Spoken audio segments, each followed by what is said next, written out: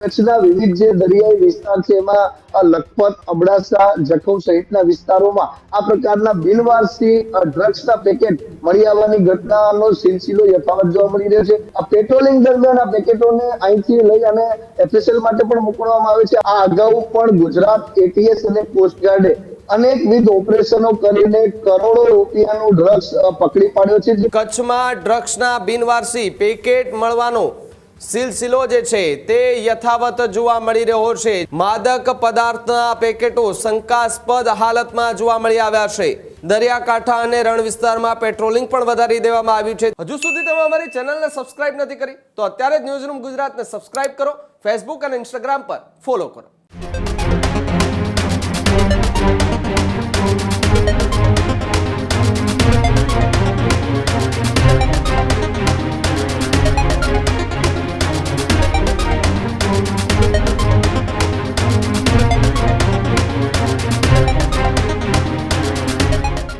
તરફ એક કચ્છથી મોટા સમાચાર સામે આવી રહ્યા છે।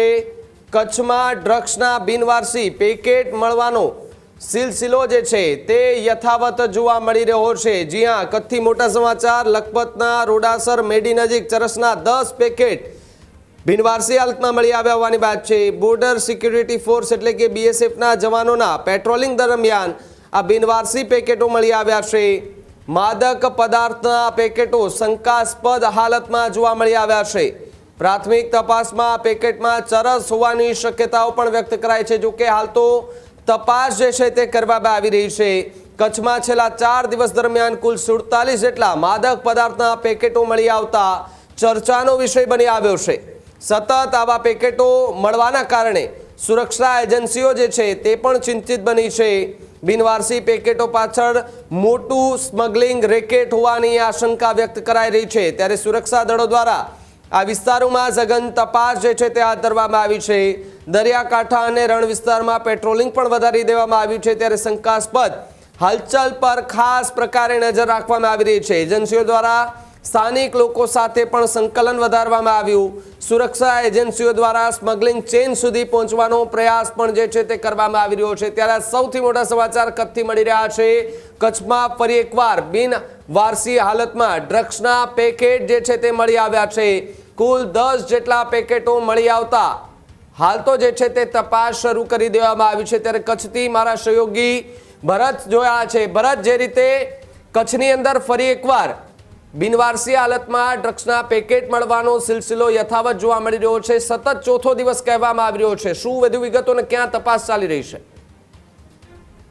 ખાસ કરીને જે કચ્છનો દરિયાઈ સરહદી વિસ્તાર છે ત્યાં દર જે મે, જૂન, જુલાઈનો મહિના દરમિયાન આ પ્રકારની ઘટનાઓ સામે આવી છે। ખાસ કરીને છેલ્લા 4 દિવસ દરમિયાન કચ્છના વિવિધ જે દરિયાઈ વિસ્તાર છે એમાં લખપત, અબડાસા, જખૌ સહિતના વિસ્તારોમાં આ પ્રકારના બિનવારસી ડ્રગ્સના પેકેટ મળી આવવાની ઘટનાનો સિલસિલો યથાવત જોવા મળી રહ્યો છે।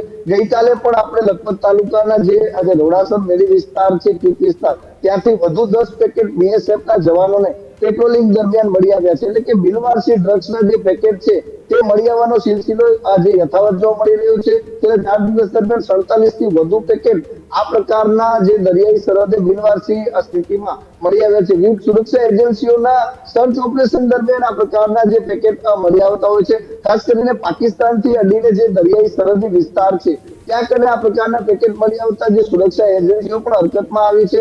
આ તમામ જે મળેલા પેકેટ છે તેમાં એક પ્રકારનું જે એક પેટર્ન જોવા મળે છે। ખાસ કરીને અફઘાન પ્રોડક્ટ લખેલું લખાણ પણ જોવા મળે છે। તે ઉપરાંત બ્લેક ડાર્ક કોફી લખેલું લખાણ પણ આ પેકેટની અંદર જોવા મળતી હોય છે। વાત કરવામાં આવે તો કચ્છના અબડાસા, લખપત અને જે જખૌ, પિંગલેશ્વર, સિંધોડી સહિતના વિસ્તારો છે ત્યાં કરીને આ પ્રકારના પેકેટ વધુ મળી આવતા હોય છે। ત્યારે આ માસ દરમિયાન એટલે કે મે, જૂન, જુલાઈ દરમિયાન જ્યારે દરિયો આ બહારની ભાગમાં પોતાની ભરતી આવતી હોય છે ત્યારે આ પ્રકારના પેકેટો તણાઈને દરિયાઈ સરહદે આવતા હોય છે। ત્યારે વિવિધ સુરક્ષા એજન્સીઓ પણ પોતાની આ પેટ્રોલિંગ દરમિયાન આ પેકેટોને અહીંથી લઈ અને એફએસએલ માટે પણ મોકલવામાં આવે છે। આપણે જો વાત કરું તો 2023-24 અને ખાસ કરીને 2025માં પણ આ પ્રકારના 200 થી વધારે બિનવારસી ડ્રગ્સના પેકેટ કચ્છના દરિયાઈ સરહદી વિસ્તારમાંથી મળી આવ્યા હતા। એટલે કે એક તબક્કે હવે ચાલુ વર્ષે પણ અત્યારે છેલ્લા 4 દિવસ દરમિયાન 47 થી વધુ પેકેટ મળી આવતા સુરક્ષા એજન્સીઓ પણ આ લડતમાં આવી છે અને તમામ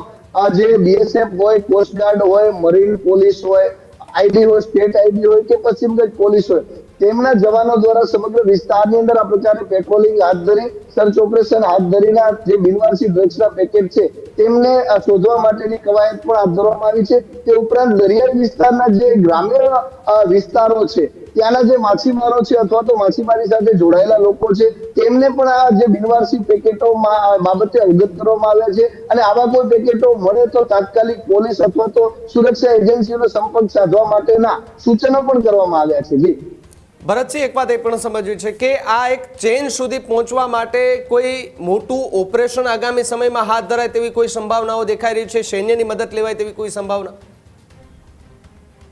ભાવિક, હું આપને જણાવી દઉં કે કચ્છનો જે દરિયાઈ સરહદ છે તે વિસ્તાર એટલે કે IMB international maritime border lines નજીકથી આ અગાઉ પણ ગુજરાત એટીએસ અને કોસ્ટગાર્ડે અનેકવિધ ઓપરેશનો કરીને કરોડો રૂપિયાનું ડ્રગ્સ પકડી પાડ્યો છે જે પાકિસ્તાનથી ભારત તરફ આવી રહ્યું હતું.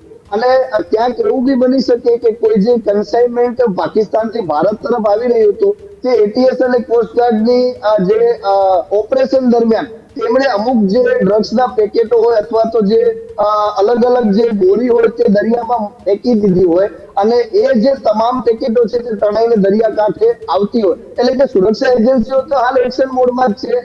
એમનું જે પેટ્રોલિંગ છે તે ત્યાં કને કરવામાં આવી રહ્યું છે, પરંતુ જે દરિયાઈ છે એ તણાઈને આવતા પેકેટોને શોધવા માટે, કારણ કે કચ્છનો દરિયાઈ સરહદી વિસ્તાર ખૂબ જ લાંબો અને જે ક્રીક વિસ્તાર કહેવાય અથવા તો દરિયાઈ વિસ્તાર કહેવાય, ત્યાં કને સર્ચ ઓપરેશન આ સિઝનની અંદર કરવું ખૂબ જ મુશ્કેલ હોય છે. તેમ છતાં આપણી સુરક્ષા એજન્સીઓ જીવના જોખમે આ વિસ્તારની અંદર પેટ્રોલિંગ કરતી હોય છે અને સર્ચ ઓપરેશન હાથ ધરીને આવા ક્યાંય પેકેટ એટલે કે ડ્રગ્સના બિનવારસી પેકેટ કોઈ સામાન્ય વ્યક્તિના હાથમાં ના આવી જાય અને એની જાણ બહાર ક્યાંક તે ખોટી રીતે આમાં ફસાઈ ન જાય તે બાબતે પણ તેઓ ધ્યાન દોરતા હોય છે.